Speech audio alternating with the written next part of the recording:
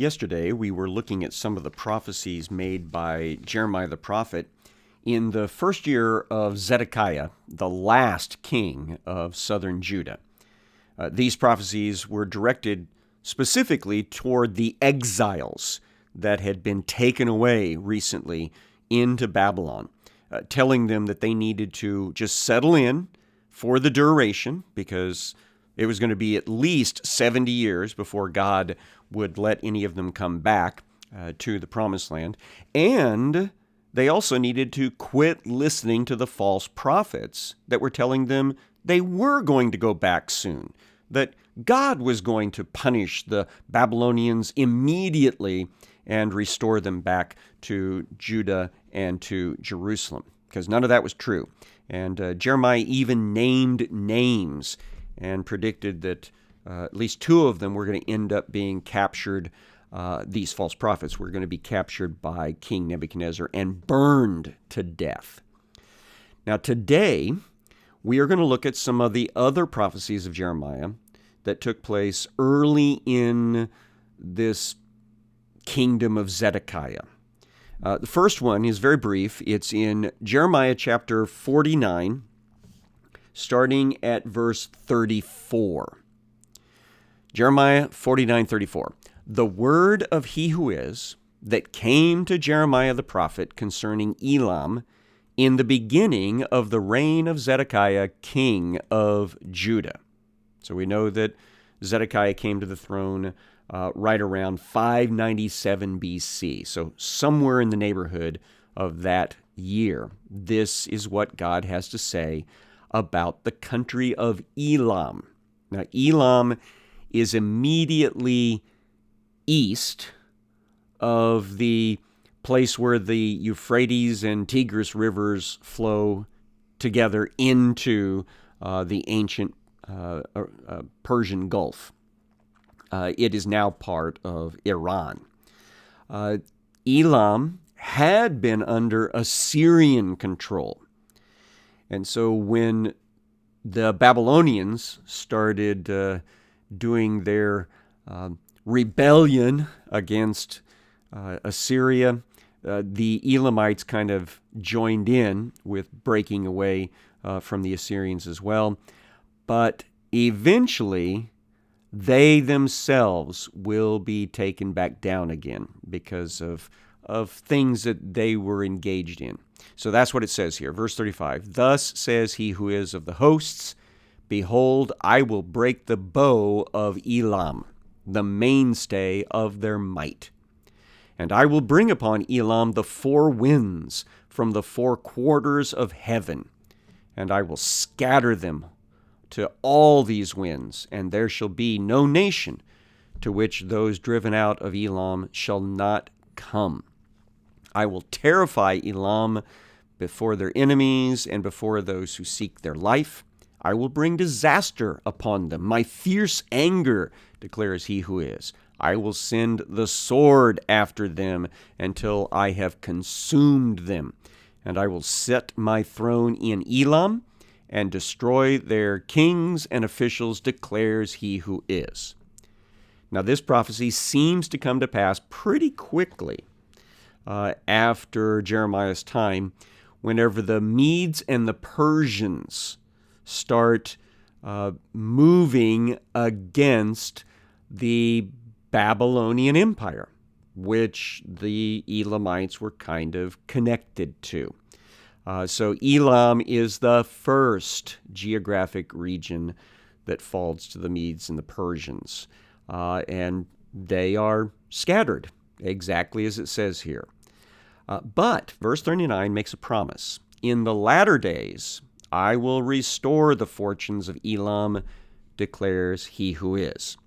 So the country won't be totally wiped out forever, but rather just be knocked down for a bit, and then they will find their independence again in different ways. And it is interesting that in Acts chapter 2, when Dr. Luke is writing down all of the different ethnic groups that were present in Jerusalem at the time of Pentecost, that the Elamites, Jewish people from Elam, were included in that list. So by the first century, the Elamites were back as a known country. Well, now we want to go over to Jeremiah chapter 50.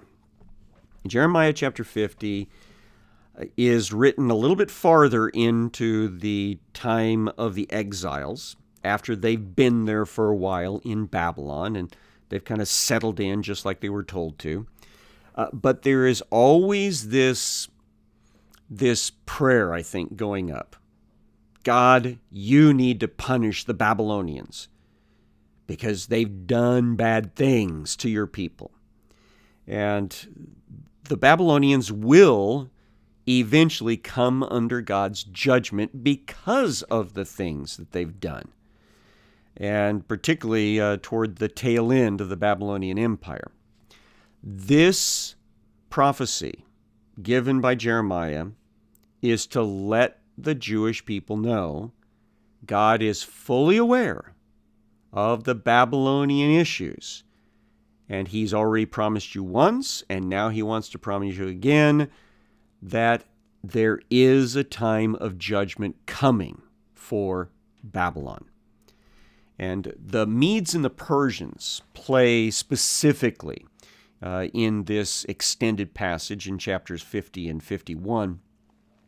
But there may be hints of later negative impacts against Babylon, both the country and the city and the people, I suppose.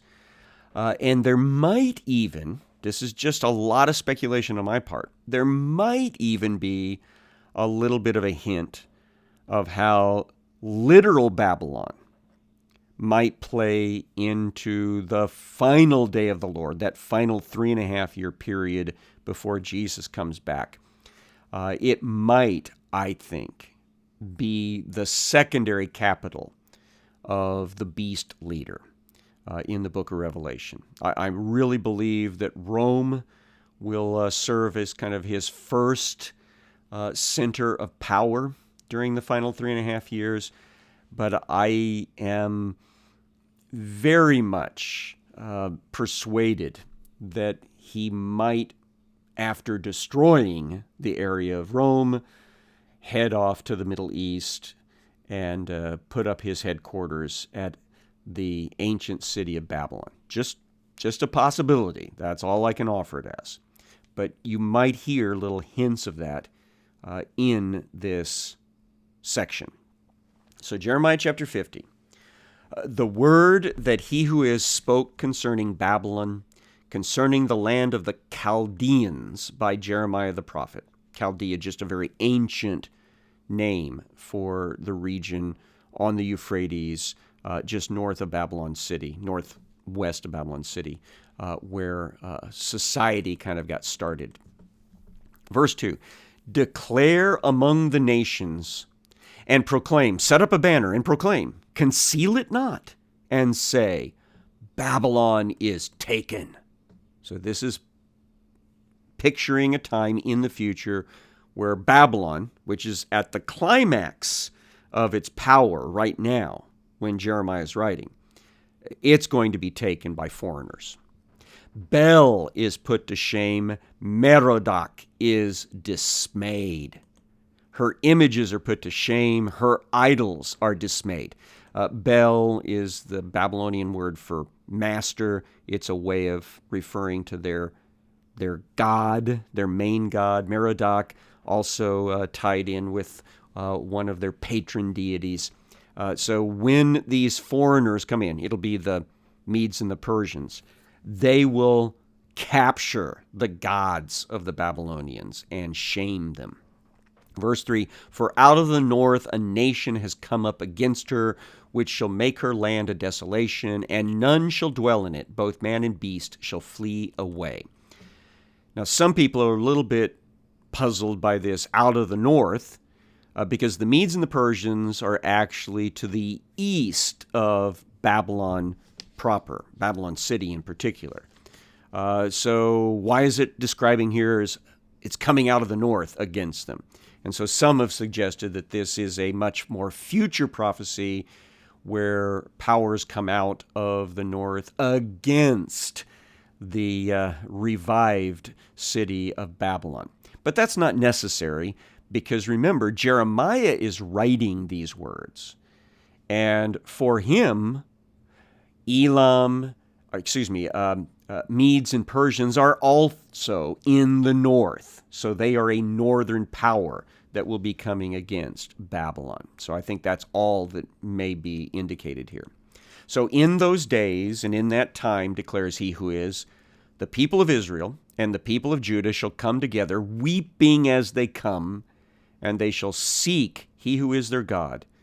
They shall ask the way to Zion with faces turned toward it, saying, Come, let us join ourselves to he who is in an everlasting covenant that will never be forgotten. Now we know that once the Medes and the Persians came against the Babylonian Empire and took it over, defeated the final ruler of that nation, there was almost an immediate decree that any Israelis that wished to do so could go back to their ancestral homeland and rebuild and relocate. And this is pictured here as them asking the way to Zion and making promises to get back into the covenant and crying tears of joy as they make that journey. Verse 6, My people have been lost sheep. Their shepherds have led them astray, turning them away on the mountains. That's a description of the leadership that had caused Judah to go so far down into sin. And so these shepherds led them astray. From mountain to hill they've gone. They have forgotten their fold. The shepherds didn't care. All who found them have devoured them, and their enemies have said, We're not guilty, for they've sinned against he who is their habitation of righteousness, he who is the hope of their fathers. There was judgment against the Judeans. That's why they were taken into Babylonian exile. It was because of the leadership doing so poorly during this time period. And this is all a reminder that God allowed the exile, but he will also bring back a representative sample of these people's descendants to the promised land. Verse 8, Flee from the midst of Babylon, go out of the land of the Chaldeans, be as a male goat before the flock.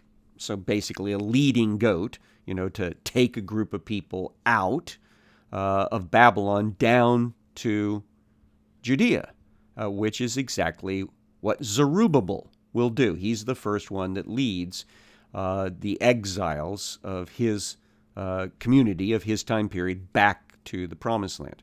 And when I say back here, I mean as a people group. Zerubbabel had never been in the promised land. He was born and grew up in Babylon. And so he becomes the leader, the lead goat here, taking the flock where God wanted them. And it'll happen in conjunction with Babylon falling to the Medes and the Persians. Verse 9, For behold, I'm gathering up and bringing against Babylon a gathering of great nations from the north country. That's a little bit more clear there, isn't it? So the nations are from the north country, from the perspective of Jeremiah. They shall array themselves against her. From there she shall be taken. Their arrows are like a skilled warrior who does not return empty-handed. Chaldea shall be plundered. All who plunder her shall be sated, declares he who is. So there'll be plenty of booty to go around for all of those that participate in the Medo-Persian invasion of the Babylonian Empire. Verse number 11, Though you rejoice, though you exult, O plunderers of my heritage, that's a reference to the Babylonians.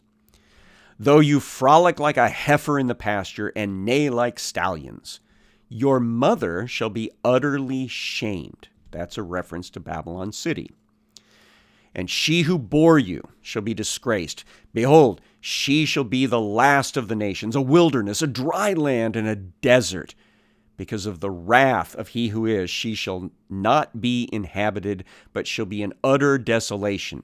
Everyone who passes by Babylon shall be appalled and hiss because of her wounds.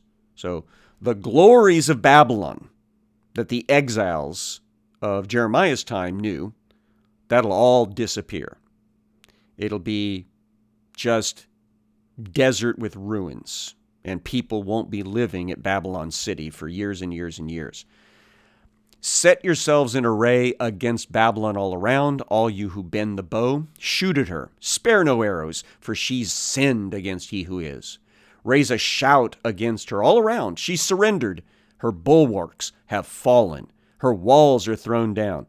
The walls of Babylon are famous in the ancient times of being so tall and so far around and wide enough that you could get armies up there passing back and forth. And you could even put chariots up on the wall tops.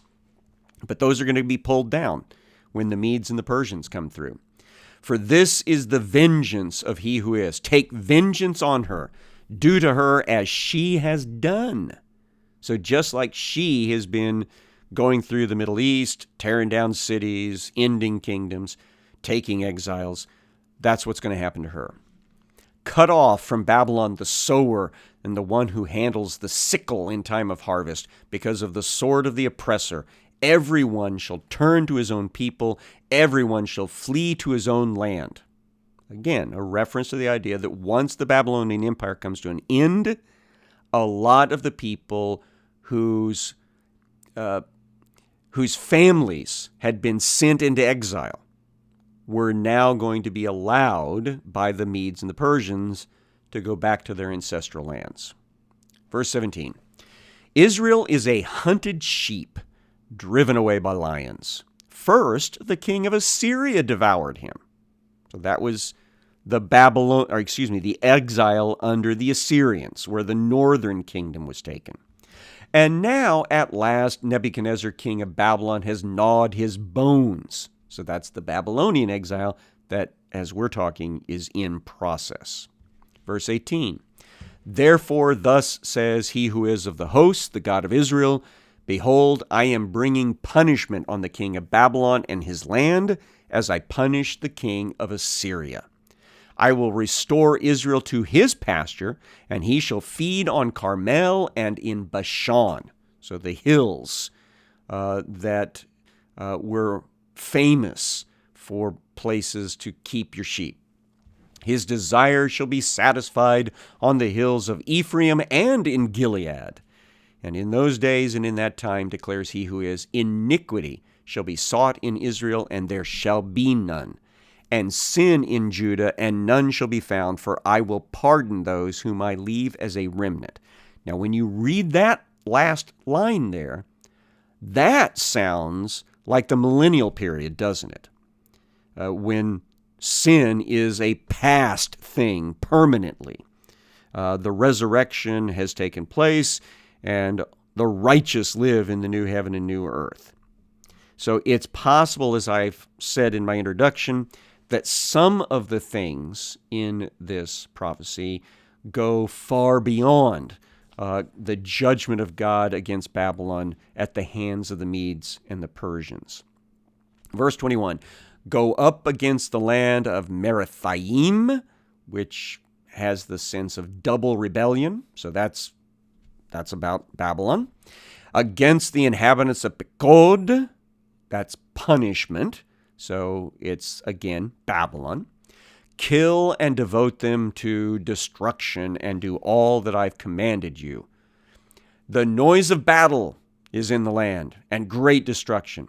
How the hammer of the whole earth is cut down and broken. How Babylon has become a horror among the nations. So Babylon was being used by God as a hammer of judgment against the Middle East. But now, in the near future that Jeremiah is prophesying about, it will get hammered. Verse 24, I set a snare for you, and you were taken, O Babylon, and you did not know it. You were found and caught because you opposed he who is. He who is has opened his armory and brought out the weapons of his wrath. For he who is God, the God of the hosts, the Lord of the hosts, has a work to do in the land of the Chaldeans. Come after her or against her from every quarter. Open her granaries. Pile her up like heaps of grain and devote her to destruction. Let nothing be left of her. And the picture seems to be here of what invading armies did. A lot of times they'd capture resource sites and they'd empty them out. And so the picture here is of Babylon itself is the granary, and the people are the heaps of grain, and they're being taken away. They're being plundered. Kill all her bulls, let them go down to slaughter. Woe to them, for their day has come, the time of their punishment. So you can tell in here, God is just wanting the people to know Babylon is not going to get away with it. Yes, God is using them right now to bring judgment against the Judeans and against other ethnic groups of the Middle East, but he will himself call them to account for their own sin and judge them using the Medes and the Persians. Verse 28, a voice.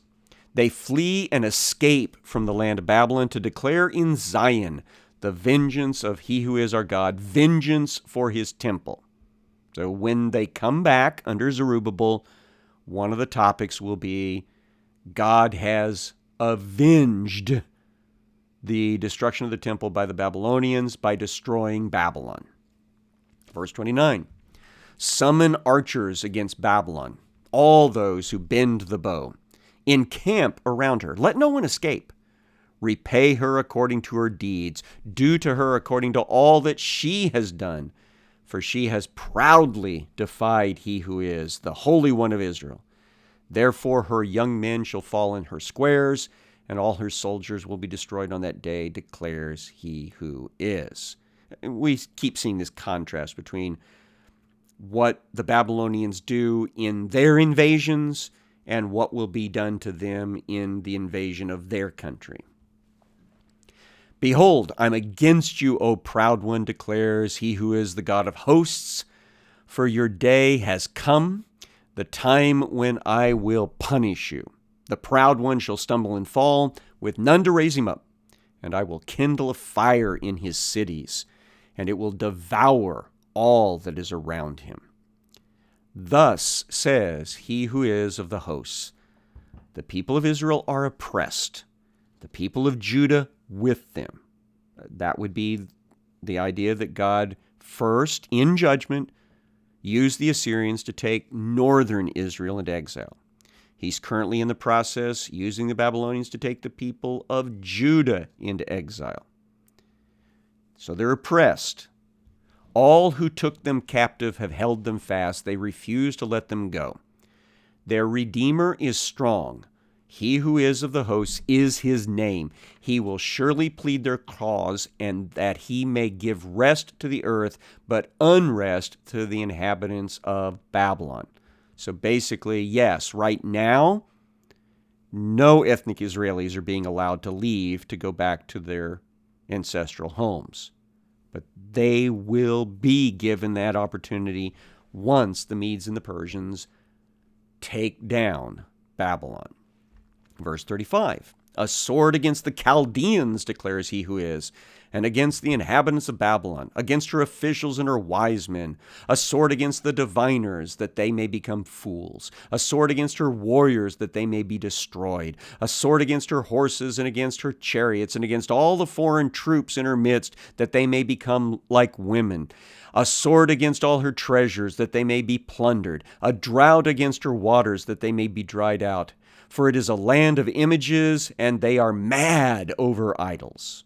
So curses against the different people groups within Babylon that have caused trouble.